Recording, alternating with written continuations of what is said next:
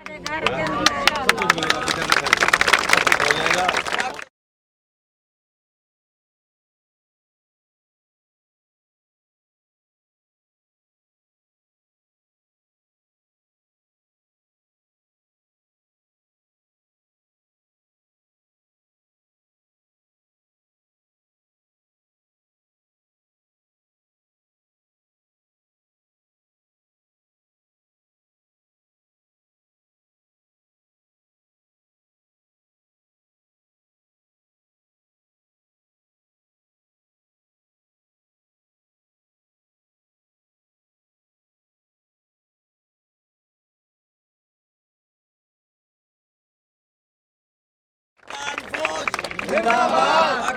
फौज जिंदाबाद, पाक आर्मी जिंदाबाद,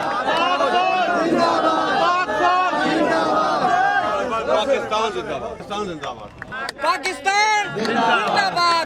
मैं ये चंद दिन से सैलाब अफेक्टेड एरिया का दौरा कर रहा हूँ।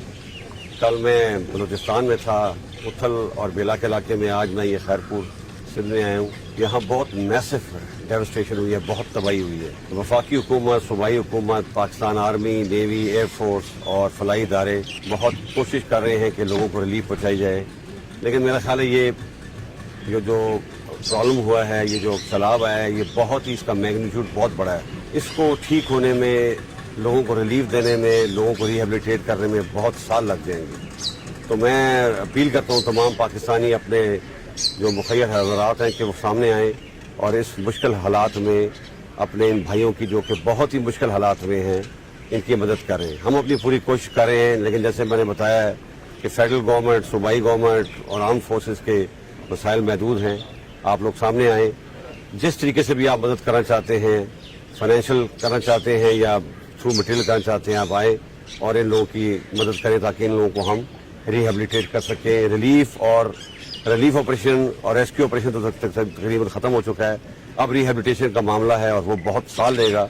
इसके लिए हमें पूरी कौम की मदद चाहिए। दोस्त ममालिक हैं, उनसे भी हमारी हुकूमत दरख्वास्त की है और मुझे बड़ी उम्मीद है friendly countries will also come forward to help Pakistan in this hour of need.